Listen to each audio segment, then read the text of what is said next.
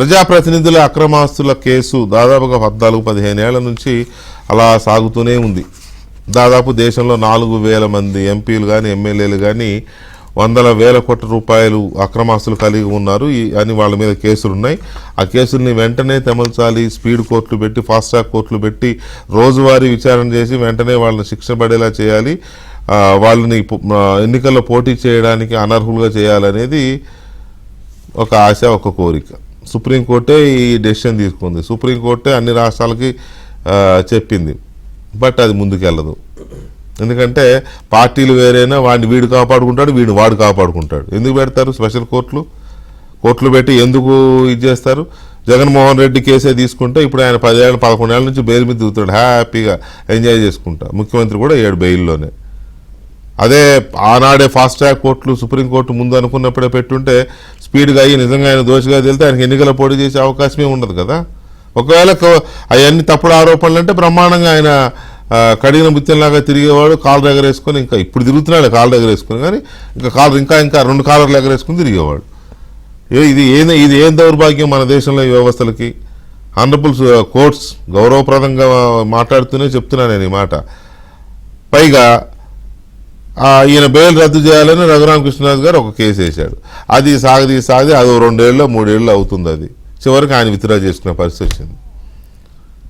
ఇప్పుడు మళ్ళీ ఇంకొక ఆయన ఏదో పిటిషన్ వేశాడు. ఆ పిటిషన్ మీద నాకు తెలిసి నవంబర్ నుంచి అనుకుంటా. అది ఇలా ఇప్పుడు వాయిదాలు పడుతూ కోర్టు చెప్తోంది ఎందుకు ఇలా నడుస్తున్నాయి, ఇన్ని సంవత్సరాలుగా ఎందుకు పెండింగ్లో ఉంటున్నాయి, ఎందుకు స్పెషల్ కోర్టులు పెట్టడం లేదు, రోజువారీ విచారణ ఎందుకు జరగడం లేదు అని సుప్రీంకోర్టు వారు అడుగుతున్నారు.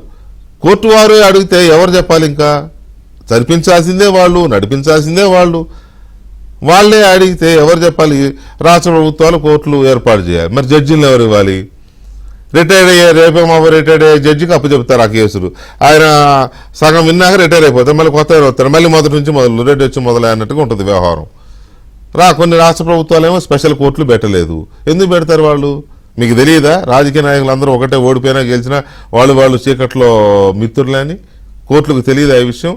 అలాంటప్పుడు వెంటనే టైం బౌండ్ పెట్టి కోర్టు పెట్టండి అని చెప్పి జడ్జిని అలా చేసి ఇది కోర్టు చేయాలి. అలా చేయట్లా. ఇప్పుడు మళ్ళీ మొదలైంది. ఇప్పుడు నిన్న విచారణ మొదలైంది, మళ్ళీ వాళ్ళ వాయిదా శనివారం మొదలైంది, మళ్ళీ వాయిదా పడింది, మళ్ళీ మార్చి 4కే ఎప్పుడుకో వాయిదా వేశారు. ఆల్రెడీ 2 నెలల నుంచి వాయిదాలు పడుతూనే ఉన్నాయి. అమికస్ క్యూరీగా పెడితే ఆయన అఫిడవిట్ ఇచ్చాడు. ఆ అఫిడవిట్లో ఉన్న దాని మీద ఇప్పుడు కేంద్ర ప్రభుత్వం ఏం చెప్తారో చెప్పడం వాళ్ళకి నోటీసులు. వాళ్ళు ఏం చెప్తారు? వాళ్ళు మాత్రం రాజకీయాలని ప్రక్షాళన చేసేస్తారు అనుకుందామా? సో ఎందుకు ఇలాగా ప్రజాప్రతినిధుల అక్రమాస్తుల కేసులు ఎందుకు ఇలా సాగదీయబడుతున్నాయి? జగన్మోహన్ రెడ్డి ఇంత బాహాటంగా దొరికిపోయాడని తెలిసిన తర్వాత కూడా సిబిఐ, ఈడీ కేసులు పెట్టింది వాళ్లే, అంతా చేసింది వాళ్లే, అప్పుడు బెయిల్ ఇవ్వద్దని వాదించింది వాళ్లే, ఇప్పుడు బెయిల్ ఇవ్వాలా వద్దా అని అంటే మీ ఇష్టం, మీరు ఏమైనా చేయండి, మాకు అభ్యంతరం మాట్లాడుతుంది వాళ్లే. ఏం జరుగుతుంది అసలు? ఎందుకు ఇలా జరుగుతుంది జగన్మోహన్ రెడ్డి కేసుల విషయంలో? జగన్మోహన్ రెడ్డితో పాటు ఇంకా చాలామంది, ఇప్పుడు 49 మంది ఎంపీలు ఉన్నారంట. ఇట్లాంటి కేసుల్లో ఉన్న వాళ్ళు ఇప్పుడు పార్లమెంట్లో ఉన్నారు 49 మంది. నిజంగా ఈ ఫాస్ట్ ట్రాక్లో జరిగి వెంటనే ఫటాఫట్ తేల్చేస్తే 49 మంది అనర్హులు అయిపోతారు. కాస్త ప్రక్షాళన జరుగుతుంది. అది ఎందుకు జరగడం లేదు అనేది ఏదో సామె చెప్పినట్టు ఉంటుంది, డోలు వెళ్ళి మధ్యలోకి చెప్పుకున్నట్టుగా ఉంటుంది. సో ఈ పరిస్థితుల్లో ఎందుకు ఇలా జరుగుతుందనే మీద మనం చర్చను చూస్తున్నాం. చర్చలో మనతో విద్యాసాగర్ గారు, తెలుగుదేశం పార్టీ సీనియర్ నాయకులు, అడ్వకేట్, అలాగే ఉమేష్ చంద్ర గారు కంటిన్యూ అవుతున్నారు. అండ్ మాజీ జడ్జి రామకృష్ణ గారు కూడా మనతో జాయిన్ అయ్యారు. ముందుగా రామకృష్ణ గారు నమస్కారం. నమస్కారం వెంకటకృష్ణ గారు. నమస్కారం. ఎందుకండి ఇది ఏంటిది? ఇప్పుడు అసలు కేసులే సాగదీత, మళ్ళీ ఎందుకు సాగదీస్తున్నారని వేసిన పిటిషన్ కూడా సాగదీతే. వెంకటకృష్ణ గారు, with due respects to our courts. Okay, no problem. Venkatakrishna గారు, సార్, రాజకీయం అంటే ఏంటో ఒక్కసారి గుర్తు చేసుకోవాలండి. ఇది గుర్తు చేసుకోవాలంటే, అది ఆ ప్రజలకు అర్థం కావాలంటే నేను ఒక మహాభారతంలోని ఒక చిన్న మాట చెప్తాను. చెప్పండి. భీష్ముడు అంపశయ్య పైన ఉన్నప్పుడు దుర్యోధనుడు వెళ్ళి నన్ను ఆశీర్వదించండి తాతగారు, విజయభవ అని అడుగుతాడు. దానికి భీష్ముడు ఒక సమాధానం చెప్తాడు. నేను ఇదివరకే ధర్మరాజును విజయభవాన్ని ఆశీర్వదించాను, నిన్ను కూడా విజయభవాన్ని ఆశీర్వదించి రాజకీయము చేయలేను అంటాడు. అంటే రాజకీయము అంటే ఆయన మాటల్లో ఒక పక్క అన్యాయాన్ని మరో పక్క న్యాయాన్ని పెట్టుకొని ప్రవర్తించేవాడే రాజకీయవేత్త. ఎప్పుడైతే అన్యాయాన్ని ఒక పక్క న్యాయాన్ని ఒక పక్క పక్కన పెట్టుకొని ఢిల్లీ పెద్దలు ప్రవర్తించడం మొదలెట్టారో ఆ రోజే జగన్మోహన్ రెడ్డికి 1000 ఏనుగుల బలం వచ్చేసి 1000 ఏనుగుల బలంతో ఈ రోజు ఆయన ఈ ఆంధ్ర రాష్ట్రాన్ని దున్ని పారేస్తున్నాడు. ఇక్కడ ఒకటి గమనించాలి, న్యాయ వ్యవస్థ అదే విధంగా ప్రభుత్వమా, ఎవరిది తప్పు ఇందులో? ఇక్కడ వ్యవస్థలు ఎన్ని ఉన్నాయి? సుప్రీంకోర్టు వ్యవస్థలదే తప్పు అంటుంటే ఎన్ని వ్యవస్థలు ఉన్నాయి జగన్మోహన్ రెడ్డి కేసులో? కేవలం 2. ఒకటేమో ప్రాసిక్యూషన్ చేసేటువంటి ఒక వ్యవస్థ, తీర్పులు ఇచ్చేటువంటి వ్యవస్థ, న్యాయ వ్యవస్థ, న్యాయమూర్తులు. మరి న్యాయమూర్తులు ఎందుకు ఈ విధమైనటువంటి ఇది జరుగుతుందన్నప్పుడు వాళ్ళు with due respect to the judiciary, నేను కూడా ఒక జడ్జిగా నేను ఒక మాట చెప్తున్నాను, 4 సంవత్సరాలు పైబడిన ప్రతి కేసును మేము ఓల్డ్ కేసుల లిస్ట్ లో చేరుస్తాం. ఆ ఓల్డ్ కేసుల లిస్టు సంబంధించినటువంటి ప్రోగ్రెస్ ను ప్రతి 6 నెలలకు ఒకసారి ఆ పోర్టిఫోలియో జడ్జికి మా తండ్రిని పిలిచి కాన్ఫరెన్స్లు పెట్టి, ఈ 4 సంవత్సరాలు అయిపోయిన ఈ కేసును ఎందుకు ఇంకా నువ్వు డిస్పోజ్ చేయకుండా పెండింగ్ లో పెట్టుకున్నావంటూ అందరి మీద జిల్లాలో ఉన్నటువంటి ప్రతి న్యాయమూర్తి ముందర నిలబెట్టి మమ్మల్ని కడిగి పారేస్తాడండి ఆ పోర్టిఫోలియో జడ్జి గారు, హైకోర్టు జడ్జి గారు. మరి జగన్మోహన్ రెడ్డి కేసులో 4 సంవత్సరాలు దాటిపోయి ఎన్ని సంవత్సరాలు అవుతుందో ఒకసారి గమనించండి. మరి అటువంటి కేసులను మానిటర్ చేసేటువంటి హైకోర్టు పోర్టిఫోలియో జడ్జి గారు నిద్రపోతున్నారా? లేకపోతే ఆ కేసును విచారణ చేస్తున్నటువంటి జడ్జీలు ఏం చేస్తున్నారు? ఎందుకు ఈ రకమైనటువంటి మీటింగులు జరగట్లేదు జడ్జీల మధ్య? ఎందుకు కాన్ఫరెన్సులు జరగట్లేదు? ఆ కాన్ఫరెన్సులు ఎందుకు జగన్మోహన్ రెడ్డి కేసులు ప్రస్తావనకు రావట్లేదు? వాళ్ళు ఏమి వివరణిస్తున్నారు హైకోర్టుకి? ఈ డిలే కావడానికి కారణాలు ఏం చూపిస్తున్నారు? ఎన్ని విత్డ్రాయల్ పిటిషన్స్ వాళ్ళ దగ్గర పెండింగ్ లో ఉన్నాయి? ఎన్ని కేసులు హైకోర్టు సుప్రీంకోర్టులో ఎన్ని పిటిషన్స్ పెండింగ్ లో ఉన్నాయి? అవన్నీ డిస్పోజ్ చేయడానికి కావలసినటువంటి నైతిక బలాన్ని పోర్ట్ఫోలియో జడ్జి గారు ఎందుకు ఆ కన్సర్న్ సిబిఐ జడ్జి గారికి ఇవ్వట్లేదు? సిబిఐ జడ్జి అన్నది కేవలం జిల్లా జడ్జి ర్యాంకులో ఉన్నటువంటి పోస్టు. మరి హైకోర్టు జడ్జెస్, పోర్ట్ఫోలియో జడ్జెస్ యొక్క నియంత్రణ సిబిఐ కోర్టుల పైన పని చేస్తుందా లేదా? కాన్ఫరెన్స్ లో ఈ విషయాలన్నింటినీ కూడా చర్చిస్తున్నారా లేదా? ఇది ఒక ఆస్పెక్ట్. అంటే ఏంటి? ప్రతి ఒక్క వ్యక్తికి స్పీడీ ట్రయల్ అన్నది రాజ్యాంగం ప్రసాదించిన హక్కా కాదా? నేను అడుగుతున్నా. స్పీడీ ట్రయల్ అన్నది రాజ్యాంగం కల్పించిన హక్కు. ఆ మాటకు వస్తే ప్రతి కేసు తొందరగా తెమలాలి అనేది ఓకే, కానీ ఇక్కడ పాయింట్ ఏంటంటే ఈ ప్రజాప్రతినిధులకు సంబంధించిన కేసుల్లో పర్టికులర్ ఆదేశాలు ఉన్నాయి. సుప్రీంకోర్టు అభిప్రాయపడి అన్ని కోర్టులకి, అన్ని హైకోర్టులకి, అన్ని రాష్ట్ర ప్రభుత్వాలకి ఎప్పుడో 10 ఏళ్ల క్రితం 12 ఏళ్ల క్రితమే ఇదే ఎన్వి రమణ గారు అప్పుడు సుప్రీంకోర్టు జడ్జిగా ఉన్నప్పుడు ఆయన బెంచ్ మీద తీసుకున్న నిర్ణయం అన్ని కోర్టులకు ఆదేశాలు వెళ్ళినాయి. అప్పటి నుంచి అది సాగుతూనే ఉంది. ఒక్క కేసు కూడా తెమల్లా. నాకు తెలిసి 4000 పైసలకు ఉన్నాయి అవి ఈ ప్రజాప్రతినిధుల కేసులు. సాగర్ గారు, ఈ 4000 పైసలు కేసులుంటే జగన్మోహన్ రెడ్డి కేసు అక్కడికి వచ్చినప్పుడే ఎవడైనా పిటిషన్ వేస్తే ఆ పిటిషన్ హీరింగ్కి వచ్చినప్పుడే ఈ గుర్తుకొస్తుంది తప్ప ఆ మిగతా రోజుల్లో అరే ఇన్ని కేసులు ఉన్నాయి, ఈ స్పీడ్ ట్రాక్లో జరగాలి, ఎందుకు జరగట్లేదు అనే చర్చ ఎందుకు జరగడం దేశంలో? విద్యాసాగర్ గారు. గుడ్ ఈవినింగ్ వెంకటకృష్ణ గారు, అట్లాగే మిత్రులిద్దరికి కూడా నమస్కారం. ఇది ఒక కామెడీ అయిపోయింది అంతే, అంతకుమించి వేరే మనం మాట్లాడుకోవాల్సింది దీని మీద, ఈ ట్రయల్ అనే దాని మీద, పర్టికులర్గా పొలిటీషియన్స్ మీద ఉన్నటువంటి not only corruption charges, all the criminal cases ఈ దేశంలో పార్లమెంటేరియన్స్ అండ్ ఎమ్మెల్యేస్, ఎమ్మెల్సీస్ ఎవరైతే లెజిస్లేచర్ కూర్చుంటారో వాళ్ళ మీద ఉన్నటువంటి కేసులు 5228 మంది మీద ఉన్నటువంటి కేసులు. అది ఎక్స్ పొలిటీషియన్ అయ్యవచ్చు, ప్రజెంట్ పొలిటీషియన్ అయినా ఉండొచ్చు. నేను ఒక విషయం చెప్తా వెంకటకృష్ణ గారు, దాదాపు ఒక 10-12 సంవత్సరాల క్రితం దేశంలో అన్ని వాహనాలకు బ్లాక్ కవర్ ఉండకూడదు అని ఒక పిల్లు వచ్చింది.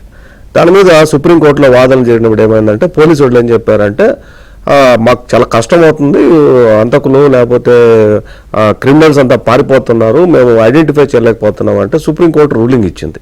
ఇక మీదట దేశంలో ఏ వాహనానికి బ్లాక్ ఫిలిం వాడడానికి వీల్లేదు అనింది. లేదండి, ఒక కారుకు బ్లాక్ ఫిలిం, అద్దాలకు బ్లాక్ ఫిలిం వాడకూడదు అనే రూలింగ్ ఇస్తే సుప్రీంకోర్టు, దేశం అంతా 6 నెలల లోపల ఇంప్లిమెంట్ అయిందా లేదా? అయింది.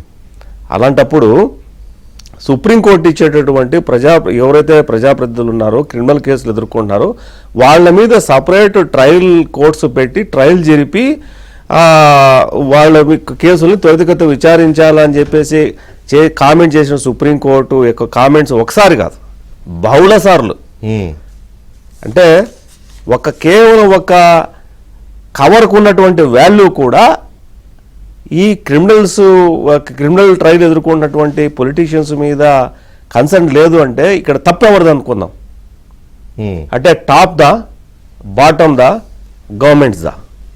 మీరు ఇందాక ఒక మాట అన్నారు, ఏమని వీళ్ళు ఫ్రెండ్సే ఒకరు రక్షించుకుంటారండి. అది అసాధ్యం. ఎందుకంటే భావసారూప్యత ఉన్నటువంటి పార్టీలు చాలా ఉన్నాయి, అట్లాగే ప్రాంతీయ సారూప్యత ఉన్నటువంటి పార్టీలు చాలా ఉన్నాయి, వ్యక్తిగతమైనటువంటి పార్టీ విభేదాలు ఉన్నటువంటి పార్టీలు చాలా ఉన్నాయి. అది అసాధ్యం. బీజేపీ వాళ్ళు వెళ్ళి కాంగ్రెస్ రక్షిస్తారంటే కాంగ్రెస్ బీజేపీ అది అసాధ్యం. అది నేను దాన్ని అంగీకరించలేను. కానీ సుప్రీంకోర్టు ఏదైతే ఒక రూలింగ్, అదొకటే కాదు చాలా రూలింగ్. తెలుగుదేశం ప్రభుత్వంలో వైసీపీలో కాంట్రాక్ట్ ఇవ్వట్లా. ఒకటండి, వ్యాపారానికి లీగల్ గా చేసే అది అంగీకరించలేని విషయం. లీగల్ గా చేసే వ్యాపారాలకి లేదా కోర్టు కేసులకి మనం ముడిపెట్టడం కరెక్ట్ కాదు. నేనేమంటా అంటే సుప్రీంకోర్టు నేను ఒక బ్లాక్ సంబంధించిన బ్లాక్ కవర్ సంబంధించిన వరకు మాట్లాడటం లేదు. చాలా అంశాల్లో మొక్కల పెంపకం దగ్గర నుంచి కూడా, రోడ్ల దగ్గర నుంచి కూడా, లేకపోతే పర్యావరణం దగ్గర నుంచి కూడా, నదుల దగ్గర నుంచి కూడా, లేకపోతే వాటర్ డిపాజిట్స్ దగ్గర నుంచి కూడా సుప్రీంకోర్టు ఒక యునానిమస్గా ఒక జడ్జిమెంట్స్ ఇస్తే అది ల్యాండ్ మార్క్ జడ్జిమెంట్గా మిగిలిపోయినాయి. నిజంగా ఇన్ కేస్ ఈ కేసులు ట్రయల్ నిజంగా జరగాలనుకుంటే courts has to take the serious action అని మనం ఫీల్ అయితే, లేదు ఎవరైతే ఆ స్థానంలో కూర్చున్న వాళ్ళు నిజంగా ఫీల్ అయితే, it's a matter of one order to all the state governments. ఒక్క ఆర్డర్తో టైం బౌండ్ మీద రిజల్ట్ నాకు టేబుల్ మీద పెట్టాలంటే సెకండ్లలో పరిగెత్తుకుంటూ వస్తాయి. అదే మాకు అర్థం కాలేదు. మాకు అర్థం కాదు. అదే కామెంట్స్ మీద మనం మాట్లాడుకుంటాం. నేను అంటున్నాను, రాజకీయ పార్టీలు ఎవరు అధికారంలో రాజకీయం కాదు, రాజకీయానికి దయచేసి ముడి పెట్టకండి. దర్యాప్తు సంస్థలు కంట్రోల్ ఎవరు చేస్తారు? అధికారం ఉన్న పార్టీలు చేస్తాయి. చెప్పినట్టే కోర్టులో బెయిల్ రావడం రాకపోవడం అనేది దర్యాప్తు సంస్థలు. ఏదైనా సరే హైకోర్టు కాన్స్టిట్యూషనల్ బెంచెస్ కానీ, లేదంటే సుప్రీంకోర్టు కాన్స్టిట్యూషనల్ బెంచ్ కానీ ఒక ఆర్డర్ ఇస్తే మొత్తం సిస్టమ్ ఇప్పుడు జగన్మోహన్ రెడ్డికి బెయిల్ ఇవ్వాలా వద్దా అనే విషయంలో ఇప్పుడు రఘురామకృష్ణ కేసే ఉంది. ఆయన బెయిల్కి రద్దు చేయండి అని ఆయన కేసు వేస్తే ఆయన నోటీసులు ఇచ్చాడు, జడ్జి గారు నోటీసులు ఇచ్చాడు. సిబిఐ వాళ్ళు ఏమి చెప్పకుండా మీరేం నిర్ణయం తీసుకున్నా మాకు ఇష్టం అని చెప్పి సింగిల్ లైన్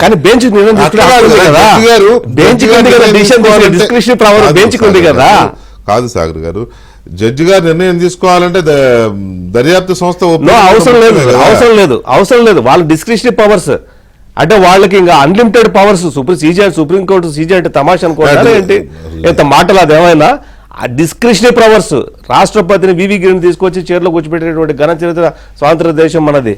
మీరు ఆ మాట అనుకోండి. అంటే వాళ్ళు దర్యాప్తు సంస్థలు అనుమతిస్తేనో అనుమతించకపోతేనో వాళ్ళ సుప్రీంకోర్టు కాదండి. ఇవి సుప్రీంకోర్టు సీజే గారి దగ్గర లేవు కదా. సుప్రీంకోర్టు సిబిఐ కోర్టు దగ్గర ఉన్నాయి.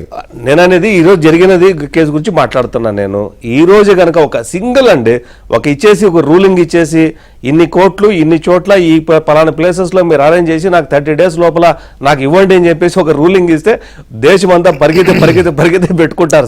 చంద్ర గారు ఎందుకు ఈ కేసులు ఇలా సాగుతున్నాయి అనేది ఒక ప్రశ్న అయితే, నాకు అర్థం కాదు ఏంటంటే ఎందుకు సాగుతున్నాయండి అనేసిన పిటిషన్ కూడా సాగుతుంది అన్ఫార్చునేట్లీ. రైట్ అవునండి. సో ముందుగా వెంకటేష్ గారు మీకు ప్యానల్ ఉన్న వాళ్ళందరికీ నమస్కారం అండి, good evening. Yeah. So Venkatesh గారు దానికి సెవరల్ రీజన్స్ ఉన్నాయి వెంకటేష్. అంటే మనం ఏంటంటే వెరీ సింపుల్ థింగ్ ఇస్, ఇంత ముందు కూడా మనం మన ఛానల్లో మాట్లాడుతున్నప్పుడే లైక్ న్యాయస్థానాలను తప్పుపట్టడం, న్యాయస్థానాల్లో చేయటం అనేది కూడా మనం చూసాం. అప్పుడు నేను కూడా దాన్ని అబ్జెక్ట్ చేశాను, మీరు కూడా అబ్జెక్ట్ చేశారు. సో న్యాయస్థానాలను తప్పుపట్టడానికి లేదు కదా. ఏంటంటే కొన్ని విషయాలు మనకి అర్థం చేసుకోవాలి వెంకటకృష్ణ గారు. ఒకటి, న్యాయస్థానాలు ఇప్పుడు మనం ఏదైతే కేసు ఒక ట్రయల్. ఉమేష్ గారు ఒక చిన్న క్లారిటీ ఇక్కడ, అంటే నేను ఎప్పుడు చాలా మంది మీలాంటి మిత్రులు సీనియర్ జడ్జిలు వీళ్ళ దగ్గర విన్నది, జడ్జి గారు ఏదైనా తీర్పు చెబితే తీర్పు మీద లేకపోతే కోర్టుల మీద అభిప్రాయాలు చెప్పొచ్చు, కానీ జడ్జి గారికి ఉద్దేశాలు ఆపాదించడం మాత్రమే కంటెంప్ట్ అవుతుందని నేను విన్నది ఇప్పటి వరకు, అంతేనా? అంతేగాని మరి ఇప్పుడు కోర్టుల మీద అభిప్రాయం చెప్పడం తప్పు కాదుగా? తప్పుగా, ఖచ్చితంగా తప్పుగాండి. మనం ఒకసారి అబ్జర్వ్ చేస్తే హిందూ న్యూస్ పేపర్ ఎడిటోరియల్స్ అవి రాస్తుంటారు, మనం కూడా చూస్తున్నాం. తప్పు కాదండి, ఖచ్చితంగా అసలు తప్పే కాదు వెంకటేష్ గారు. బట్ ఒక్క విషయం నేను చెప్పదలుచుకున్నాను ఇక్కడికి. ఏంటంటే కొన్ని ప్రొసీజరల్ ల్యాచెస్ ఉంటాయండి. ఫర్ ఇన్స్టెన్స్ ఒక్కొక్కసారి ఏంటంటే ఒక కేసు కట్టిన తర్వాత నేను ప్రొసీజర్ ఒక 1 minute మీకు ఎక్స్ప్లెయిన్ చేసే ప్రయత్నం చేస్తాను వెంకటేష్ గారు. ఒక కేసు కట్టిన తర్వాత ఇన్వెస్టిగేషన్ జరగాలి, 161 స్టేట్మెంట్స్ గ్యాదర్ చేయాలి విట్నెస్ల దగ్గర నుంచి. చేసిన తర్వాత చార్జ్ షీట్ అనేది ఒకటి ఫైల్ చేయాలి. చార్జ్ షీట్ ఫైల్ చేయడానికి చాలా కేసులు నోచుకోవట్ల మన దేశంలో. అదే దర్యాప్తు సంస్థలు చేసే తప్ప డిలే, అది దర్యాప్తు సంస్థలు చేసే డిలే. సో సరే, దర్యాప్తు సంస్థలు డిలే చేయలేదు, ఎప్పటికప్పుడు లైక్ ఇన్వెస్టిగేషన్ ప్రాపర్ గా చేశారు, 161 స్టేట్మెంట్స్ గ్యాదర్ చేశారు, చార్జ్ షీట్ ఫ్రేమ్ చేశారు, చార్జ్ షీట్ ఫైల్ చేశారు అనుకుందాం. కోర్టు దాన్ని కాగ్నిజెన్స్ తీసుకుందాం అని కూడా అనుకుందాం. తీసుకున్న తర్వాత ఏమవుతుందంటే చార్జ్ షీట్ ఫైల్ అవ్వగానే ఈ చార్జ్ షీట్ ని ఛాలెంజ్ చేస్తూ ఒక క్వాష్ పిటిషన్ హైకోర్టులో వేసుకోవటం, దాని నుంచి స్టే అబ్టైన్ చేయడం కూడా జరుగుతూ ఉంది. చాలా కేసుల్లో జరుగుతూ ఉంటుంది అది కూడా. సో మనం కూడా అబ్జర్వ్ చేస్తే చాలా కేసుల్లో జగన్మోహన్ రెడ్డి గారు కూడా హైకోర్టుకు పోవడం, హైకోర్టుకు పోయి కొన్ని కేసుల్లో ఇప్పుడు ఆయన మీద ఉన్న చాలా కేసుల్లో కొన్ని కేసుల్లో ఆయన హైకోర్టుకు పోయి స్టే తెచ్చుకున్న ఇది కూడా ఉన్నాయి. అది కూడా డిశ్చార్జ్ పిటిషన్లు వేసుకున్నారు, కొన్ని డిశ్చార్జ్ చేసుకున్నారు. అంటే అక్కడ క్వాష్ లో మనకి రిలీఫ్ రావాలనుకున్నప్పుడు ఇక్కడికి వచ్చి మళ్ళీ డిశ్చార్జ్ పిటిషన్లు వేసుకోవడం, అవన్నీ కూడా ఉన్నాయి. అంటే ఏమంటదండి ఇక్కడ ఒక అక్యూజ్ కూడా కొన్ని రైట్స్ మన చట్టం కల్పించిందండి. Let me confess this. So దానివల్ల ఏమైందంటే ఆ డిలేకి కూడా పాసిబిలిటీ ఉంది. ఇప్పుడు ఫర్ ఇన్స్టెన్స్ ఇప్పుడు నా దగ్గరికి ఎవరన్నా ఒక క్లయింట్ వచ్చినప్పుడు మీద ఇలా ఎఫ్ఐఆర్ కట్టారు సార్, ఇలా చార్జ్ షీట్ కట్టారు సార్ అంటే ముందు మనం మీకు అసలు దీంతో ఏమాత్రం సంబంధం లేదని మీరు ఖచ్చితంగా భావిస్తున్నారంటే ఒక క్వాష్ పిటిషన్ వేద్దాం హైకోర్టులో అంటారు. సో క్వాష్ పిటిషన్ వేసిన తర్వాత ఏమవుతుందంటే ఒకవేళ స్టే ఇచ్చారు అనుకోండి, ఇన్వెస్టిగేషన్ జరగదు. ఎఫ్ఐఆర్ స్టేజ్ లో ఇస్తే ఇన్వెస్టిగేషన్ జరగదు, చార్జ్ షీట్ స్టేజ్ లో ఇస్తే ఇక్కడ ట్రయల్ అవుతుంది. సో దానివల్ల ఒక స్టే ఇవ్వడం వల్ల ఒక హయ్యర్ కోర్టు, సో దానివల్ల ఇన్వెస్టిగేషన్స్ చాలా వరకు డీరేల్ అవుతున్నాయి. అదే విధంగా మరి ఆ స్టేని ఎవరు వెకేట్ చేయించుకోవాలి? పబ్లిక్ ప్రాసిక్యూటర్ గారు ఎవరైతే హైకోర్టులో ఉంటారో ఆయన వెకేట్ చేయించుకోవాలి, లేదనుకుంటే ఎవరైతే కంప్లైంట్ ఇచ్చారో డిఫాక్టో కంప్లైంట్ ఎవరైతే ఉంటారో ఆయన వెకేట్ చేయించుకోవాలి. మరి స్టే కనుక కంటిన్యూ అవుతూ ఉంటే కింద కోర్ట్స్ వాటి మీద యాక్ట్ చేయలేదు. ఇదొక కేసు. అంటే ఒక రీజన్ తో డిలే కావట్లేదు కేసులు. There are multiple facets to it, multiple reasons to it అని చెప్పడానికి చెప్పే ప్రయత్నం మాత్రమే చేస్తున్నాను వెంకటకృష్ణ గారు. అలాగే ఇన్సఫిషియంట్ కోర్ట్స్ అండి. ఫర్ ఇన్స్టెన్స్ ఇప్పుడు స్పెషల్ కోర్ట్స్ ఏవైతే మనం కన్స్టిట్యూట్ చేస్తున్నామో అవి ఎంపీస్ ఎమ్మెల్యేస్ మొత్తం రాష్ట్రంలో ఉన్న ఎంపీస్ ఎమ్మెల్యేస్ మొత్తం యొక్క ట్రయల్ ఒక కోర్టుకే ఇచ్చినప్పుడు దానిలో జడ్జి గారు రెగ్యులర్ గా పర్టికులర్ కోర్ట్ ని అటెండ్ అవుతున్నారా, పబ్లిక్ ప్రాసిక్యూటర్ అందులో కరెక్ట్ గా ప్రాపర్ గా ఉన్నారా? సో ఇవన్నీ కూడా వీటన్నిటిని కూడా షార్టేజ్ ఉందా లేదా, పీపీ యొక్క షార్టేజ్ ఉందా లేదా, పీపీ ఏదైతే అడ్జర్న్మెంట్స్ తీసుకోవాలి అడ్జర్న్మెంట్స్ తీసుకోకుండా ఉంటున్నారా? సో ఇవన్నీ కూడా పరిగణలోకి తీసుకోవాలి. ఇవన్నీ పరిగణలోకి తీసుకుంటే ఒక న్యాయస్థానంలో ఒక జడ్జి గారు ఇందాక మీరు చెప్పినట్టు అంతా అయిపోయి ట్రయల్ కంక్లూడ్ అయిపోయి జడ్జిమెంట్ రిజర్వ్ చేసుకున్న టైంలో న్యాయమూర్తి గారు ట్రాన్స్ఫర్ అయ్యి వెళ్ళిపోవటమో లేదంటే న్యాయమూర్తి గారు రిటైర్ అయ్యి వెళ్ళిపోవటం ఇవన్నీ కూడా జరుగుతున్నాయి. సో మళ్ళా ఫ్రెష్ డినోవో అంటాం. నేనేమంటానంటే నేను ఒక మాట, ఇప్పుడు ఈ 3 నెలల నుంచి దీని మీద నడుస్తుంది కదా ఈ పిటిషన్ మీదనే. ఇప్పుడు ఇవాళ కూడా కోర్టు కొంచెం సీరియస్ కామెంట్స్ అయితే పాస్ చేసింది హానరబుల్ సుప్రీంకోర్టు చేస్తూ, అసలు రాష్ట్ర ప్రభుత్వాలు ఎందుకు ఏర్పాటు చేయట్లేదు స్పీడ్ కోర్ట్స్ని, అలాగే ఎలక్షన్ కమిషన్ ఏం చేస్తుందని చేస్తూ వెంటనే అన్ని రిపోర్ట్స్ కావాలి నోటీసులు కూడా ఇచ్చింది సెంట్రల్ గవర్నమెంట్కి వీళ్ళందరికీ కూడా. మార్చి నెలకు వాయిదా వేశారు కదా. సో ఈ దఫా అయినా ఇవన్నీ తొందరగా ఏర్పాటయ్యి కేసులు తొందరగా ఒక కొలిక్కొచ్చే అవకాశం ఎంత మేరకు కనపడుతుంది మీకు? అంటే ఖచ్చితంగా ఈ కోర్ట్స్ అన్ని ఆల్రెడీ 2017లో 3 judge bench of the supreme court, honourable supreme court of India వారు 3 జడ్జి బెంచ్ వారు జడ్జిమెంట్ ఇచ్చిన తర్వాత చాలా రాష్ట్రాల్లో స్పెషల్ కోర్ట్స్ ని కన్స్టిట్యూట్ చేశారండి. ఎలాగైతే మనకి నేషనల్ ఇన్వెస్టిగేటివ్ ఏజెన్సీకి సంబంధించిన స్పెషల్ కోర్ట్స్ ఉంటాయో, సెంట్రల్ బ్యూరో ఆఫ్ ఇన్వెస్టిగేషన్ సంబంధించిన స్పెషల్ కోర్ట్స్, ఏసీబీకి యాంటీ కరప్షన్ బ్యూరోకి సంబంధించిన స్పెషల్ కోర్ట్స్ ఉంటాయో, అలాగే ఎంపీస్, సిట్టింగ్ లెజిస్లేటర్స్, వాళ్ళకి సంబంధించిన ఎంపీస్ కానీ, మెంబర్స్ ఆఫ్ పార్లమెంట్ కానీ, లేదంటే మెంబర్స్ ఆఫ్ స్టేట్ లెజిస్లేచర్ కానీ, వాళ్ళకి సంబంధించిన కేసుల్ని త్వరితగతిన చేయాలని స్పెషల్ కోర్ట్స్ ఆల్రెడీ కన్స్టిట్యూట్ చేయబడ్డాయి. ఆ కన్స్టిట్యూట్ చేయబడ్డ వాటిలో already they are manned with people. కాకపోతే ఓన్లీ డిఫికల్టీ ఏంటంటే because of these delays, Supreme Court ఇప్పుడు ఇందాక మన మిత్రులు రామకృష్ణ గారు చెప్పినట్టు ప్రతి కోర్టుకి ఒక జడ్జి గారు ఉంటారండి హైకోర్టులో, పోర్ట్ఫోలియో జడ్జి అంటాం మనం. ఆ జడ్జి గారి మానిటర్ కూడా ఖచ్చితంగా కంటిన్యూస్ గా అంటున్నది అదే సార్. నేను ఇక్కడ ఎక్కడ నా పాయింట్ ఎక్కడ కాంట్రడిక్టరీ అవుతుందంటే, ఇప్పుడు ఇవాళ సుప్రీంకోర్టు గారు మాట్లాడింది ఏంటి, స్పీడ్ కోర్టులను ఎందుకు ఏర్పాటు చేయడం లేదు అని స్టేట్ గవర్నమెంట్స్ ని సీరియస్ అయ్యారు. తర్వాత ఇలాంటి ప్రజాప్రతినిధుల కేసుల విషయంలో ఎన్నికల కమిషన్ ఎందుకు ఇన్వాల్వ్ అవ్వడం లేదు అని ఆ వ్యవస్థ మీద సీరియస్ అయ్యారు. అందరికీ తెలిసింది ఏంటంటే చాలా రాష్ట్రాల్లో అప్పుడు చెప్పినట్టుగా స్పెషల్ కోర్టులు ఏర్పాటు చేశారు, కానీ జడ్జిలు సరిగా ఉండట్లేదు. లేకపోతే వాళ్ళకి యాక్చువల్గా అప్పుడు చెప్పింది ఏంటంటే ఒక కేసు మీద ఒక జడ్జిని పెడితే ఇలాంటి కేసులు ఆ జడ్జి ఆ కేసు మాత్రమే డీల్ చేయాలి, వేరే కేసులు ఇన్ఛార్జ్ కేసులు ఇవ్వకూడదు ఇంకా. కానీ ఇప్పుడు అలా లేదు, సవా బాధ్యతలు అప్పు చెప్తున్నారు. అందుకని మనకు అర్థమవుతోంది. అలాంటప్పుడు రాష్ట్ర ప్రభుత్వాలని లేదా ఎలక్షన్ కమిషన్ని తప్పుపడడం వల్ల వచ్చే ప్రయోజనం ఏంటి అనేది నా ప్రశ్న. ఒక్క నిమిషం ఉమేష్ గారు, మనతో అనలిస్ట్ రాజేష్ గారు ఉన్నారు, ఆఫీసర్ రాజేష్ గారు. ఒకసారి వారి ఒపీనియన్ ఏంటి ఒకసారి తీసుకుంటారు. రాజేష్ గారు ఏంటి మీ ఒపీనియన్ ఏంటి? వెంకటకృష్ణ గారు, సార్ ఇప్పుడు జగన్మోహన్ రెడ్డి గారి కేసు ఆయనకి బెయిల్ దక్కి ఇప్పటికీ 11 సంవత్సరాల 4 నెలల 18 రోజులైంది. అవును. అయితే ఇటువంటి కేసుల్లో వేగవంతంగా విచారణ జరగాలి అని చెప్పని గతంలో సిబిఐ కోర్టుని 2024 ఫిబ్రవరి ఆఖరికి ఆయన మీద నమోదై ఉన్న క్వాష్ అండ్ డిశ్చార్జ్ పిటిషన్ మొత్తం కూడా డిస్పోజ్ చేసి ఐదర్ ఎలో చేయటమా డిసలో చేయటమా ఏదో ఒక నిర్ణయం అయితే వెలువరించమని చెప్పని ఒక టైం బౌండెడ్ షెడ్యూల్ గౌరవ హైకోర్టు ద్వారా సిబిఐ కోర్టుకి ఇవ్వడం జరిగింది. అయితే 2024 ఫిబ్రవరికి జడ్జిమెంట్లు ఇవ్వాల్సిన స్టేజ్ లో అప్పటి వరకు 2 సంవత్సరాల నుంచి ఆ కేసులు విచారణ ఉంటున్న జడ్జి రమేష్ గారు ఇన్ని కేసుల్లో జడ్జిమెంట్ నేను డిక్టేట్ చేయాల్సి ఉంటుంది కాబట్టి నాకు ఇంకో 2 నెలలు అదనంగా టైం కావాలి అని చెప్పని ఏప్రిల్ 30 2024 దాకా ఎక్స్టెండెడ్ టైం తీసుకోవడం జరిగింది. దురదృష్టకరం ఏంటంటే ఆ 2024 ఏప్రిల్ 30కి ఆయన తీర్పు ఇవ్వడానికి ముందు ఆయన్ని ట్రాన్స్ఫర్ చేసేశారు. అంటే అప్పటికి 2 సంవత్సరాలుగా వారే కేసులు వింటా ఉన్నారు. ఒకవేళ ఆయన ట్రాన్స్ఫర్ చేసిన పక్షంలో కొత్తగా వచ్చే జడ్జి గారు మళ్ళీ రెడ్డొచ్చి మొదలాడని చెప్పని మళ్ళీ మొదలు పెట్టాల్సి ఉంటుంది. అటువంటిప్పుడు హైకోర్టు ద్వారా ఒక టైం బౌండెడ్ షెడ్యూల్ లో వర్క్ చేస్తున్న జడ్జి గారిని ట్రాన్స్ఫర్ నిర్ణయం తీసుకుంది ఎవరు? మరి ఇవాళ ఈ డిలేకి బాధ్యులు ఎవరు? ఇదే సందర్భంలో మీరు ట్రాన్స్ఫర్ వెళ్తూ వెళ్ళారు, జడ్జిమెంట్ ఇచ్చాలండి అని అడిగితే ఆయన సింపుల్ గా అంటే అప్పటికి 2 నెలలు అదనంగా టైం తీసుకుని ఉన్న ఆయన అనారోగ్య కారణంగా నేను జడ్జిమెంట్లు డిక్టేట్ చేయడం నాకు సాధ్యపడలేదు అని చెప్పని సింపుల్ గా రిలీవ్ అయ్యి వెళ్ళిపోయారు. తర్వాత వచ్చిన కొత్త జడ్జి గారు మళ్ళీ మొదటి నుంచి వెంట మొదలు పెట్టారు. అంటే ఈ లేట్ కి బాధ్యులు ఎవరు? నిర్ణయం తీసుకుంటుంది ఎవరు? ఒక సామాన్యుడి ప్రాబ్లం ఏంటంటే అందరూ ప్రశ్నించే వాళ్ళే, సమాధానం ఎక్కడ ఉందో అర్థం కావట్లేదు నాకు. చివరికి కోర్టు మీలాంటి నాలాంటి సామాన్యుడికి బయట నుంచి చూసే వాళ్ళకి అనేకను అడ్వాంటేజ్ వాళ్ళకి దొరుకుతా ఉంది కాబట్టి వ్యవస్థలు మేనేజ్ చేయగలుగుతున్నారన్న అభిప్రాయం కలగటం లేదా? అభిప్రాయం కలగడం ఏంటి? అది నిజం కదా. అభిప్రాయం కలగడమే లేదు, ఇది నిజమే. అభిప్రాయం కలగడం ఏంటి? It is which is fact. అందులో అభిప్రాయం కలగడాలు సన్నాయి నొక్కులు లేవు. కాబట్టి ఇప్పుడు విచారిస్తున్న జడ్జి గారిని అయినా సరే వీటిని ఒక లాజికల్ కంక్లూషన్ కి తీసుకొచ్చే లోపు ఇప్పుడు అంటే ఇప్పుడు ఆనరబుల్ సుప్రీంకోర్టు ఇవాళ కూడా కొన్ని కామెంట్స్ చేసింది. ఇప్పుడేమైనా స్పీడప్ అవుతుందేమో చూద్దాం. థ్యాంక్ యూ రాజేష్ గారు, థ్యాంక్ యూ అండి. రామకృష్ణ గారు, ఇప్పుడు ఇవాళ సుప్రీంకోర్టు అన్న మాట ఏంటంటే చాలా గొప్ప మాట.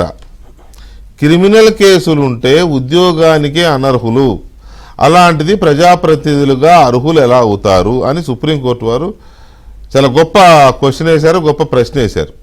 దీనికి సమాధానం ఎవరు చెప్పాలి నాకైతే అర్థం కావట్లేదు. ఇక్కడ వెంకటకృష్ణ గారు ప్రజా ప్రాతినిధ్య చట్టంలో సవరణ తీసుకురావాలండి. ఎందుకంటే ఎవరు తీసుకురావాలి? పార్లమెంట్, కేంద్ర ప్రభుత్వం ఎందుకు తీసుకురావట్లేదు? ఎందుకు తీసుకురావాలంటే ఉన్న వాళ్ళందరూ వాళ్ళే కదా. మరి అది ఈ సంగతి నా ఫస్ట్ పాయింట్ అదే, మళ్ళీ అక్కడికి మీరు పోతుంది. మొదట్లోనే ఆ మాట అన్నారు కదా. అదే మరి. ఇప్పుడు ఏమన్నారు, అసలు ఆ పార్టీ వాళ్ళు ఈ పార్టీ వాళ్ళు ఒకే చీకటి భాగవతం నడుపుతున్నారు కాబట్టి అది అలా నడుస్తుందని నేను అదే అన్నా.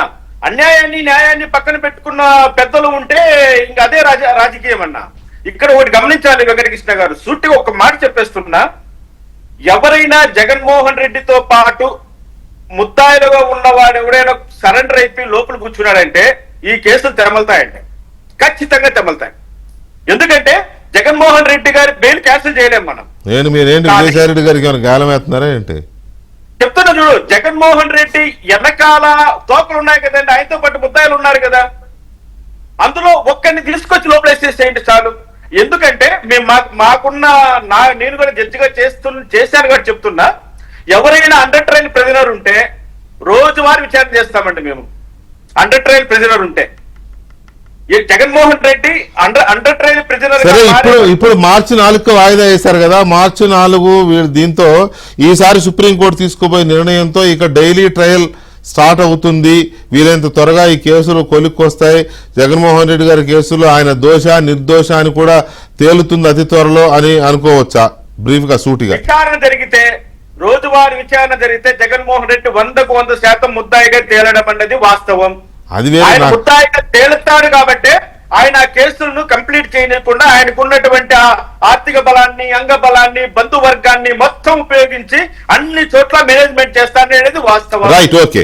ఒక్క నిమిషం రామకృష్ణ గారు, ఒక్క నిమిషం. సాగర్ గారు, ఇక్కడ ఎన్నికల సంఘాన్ని తప్పుపడడంలో కానీ, ఎన్నికల సంఘాన్ని ప్రశ్నించడంలో కానీ వాళ్ళకి నోటీస్ ఇచ్చారు. ఇప్పుడు మీరు 4 విచారణకు రండి అని.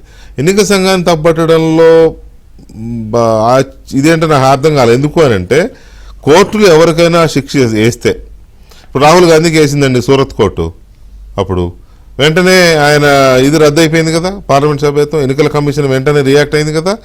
ఇప్పుడు కోర్టులు కదా శిక్ష వేయాలి, కోర్టులు కదా శిక్ష ఖరారు చేయాలి, అప్పుడు ఎన్నికల సంఘం రియాక్ట్ అవుతుంది.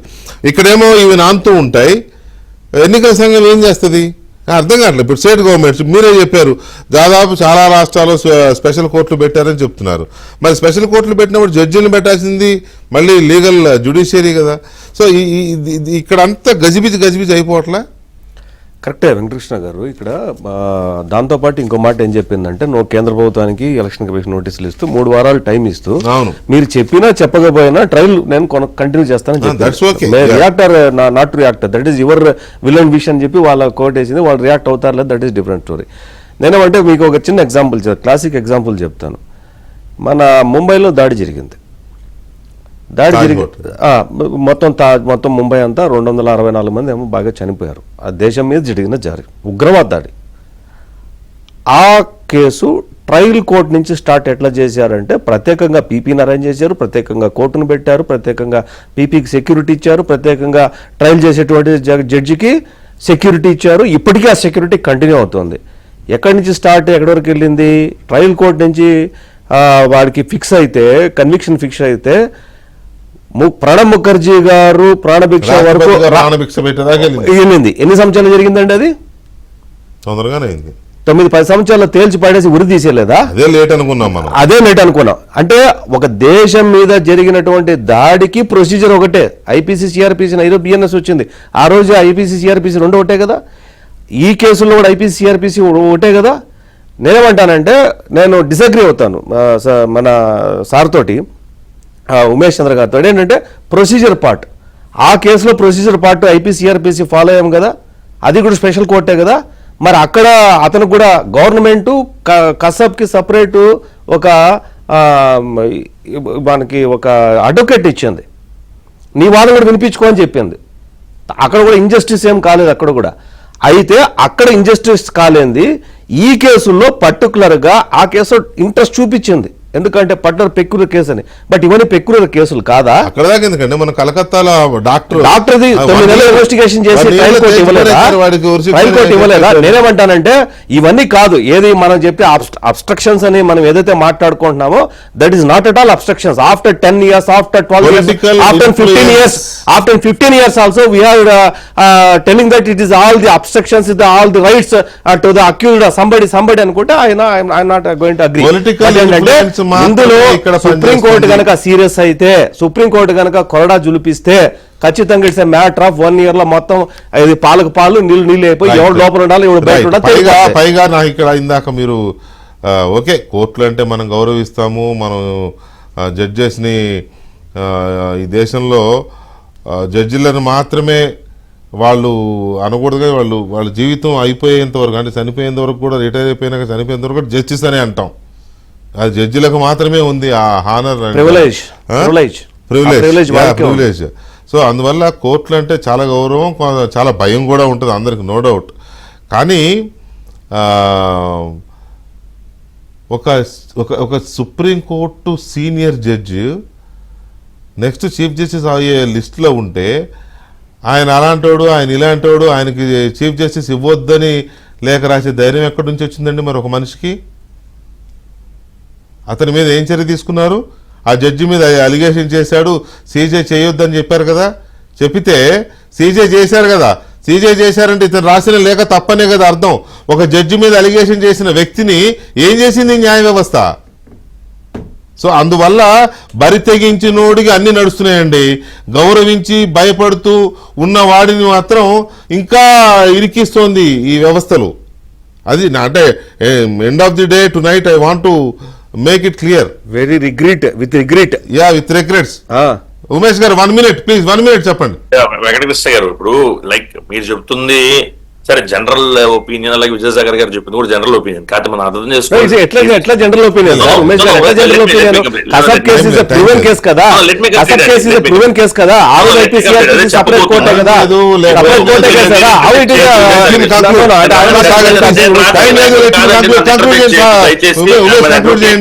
Respect that I mean advocate, నేను రాజకీయ నాయకుడు. యా, ఒకటి ఫోటర్ స్కామ్ లో లాలూ ప్రసాద్ యాదవ్ గారికి కన్విక్షన్ వచ్చిన తర్వాత రబ్రీదేవి గారు సీఎం గా రావాల్సి వచ్చింది. అలాగే జయలలిత గారి కన్విక్షన్ వచ్చాక డిస్ప్రపోర్షనేట్ అసెట్స్ కేసులో తర్వాత సీఎం మార్పు జరిగింది. అలాగే షిబు సోరెన్ గారి కేసులో, రీసెంట్ గా అరవింద్ కేజ్రీవాల్ గారి కేసులో కూడా 5 నెలల పాటు ఆయన జైల్లో ఉంటే ఇంకొక వ్యక్తిని చీఫ్ మినిస్టర్ చేసుకోవాలి. ఇవన్నీ న్యాయస్థానాలు లేకుండా జరగలేదనో లేదా న్యాయస్థానాలు లేకపోతే జరుగుతున్నాయనో కాదు. There may be some delay, I'm not denying. కాకపోతే న్యాయస్థానాల వల్లే డిలే అవుతుందనే ఒక పాయింట్ ఏదైతే ఉందో, ఇప్పుడు వీళ్ళందరికీ ఏదైతే నేను పేర్లు ఇప్పుడు చెప్పాను, అజిత్ పవార్ అవ్వచ్చు, షిబు సోరెన్ అవ్వచ్చు, అరవింద్ కేజ్రీవాల్ అవ్వచ్చు, ఎవరన్నా అవ్వచ్చు. రాత్రి శశికళ కూడా జైలు కూడా శశికళ రాత్రి జైలు కూడా వెళ్ళింది కదా, రాత్రి శశికళ జైలు కూడా పోయింది కదా. రాత్రి శశికళ గారు జైలుకు పోయినా లేదా?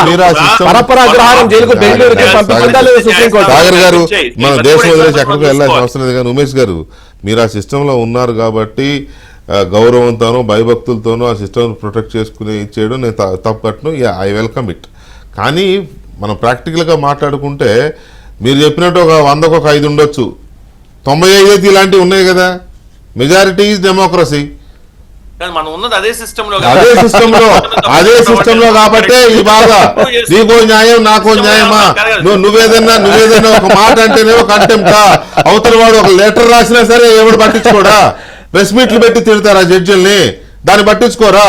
జడ్జిలందరికీ కరోనా రూమ్ లో వేయండి అని అంటే ఎవడు పట్టించుకోడా? ఏందండి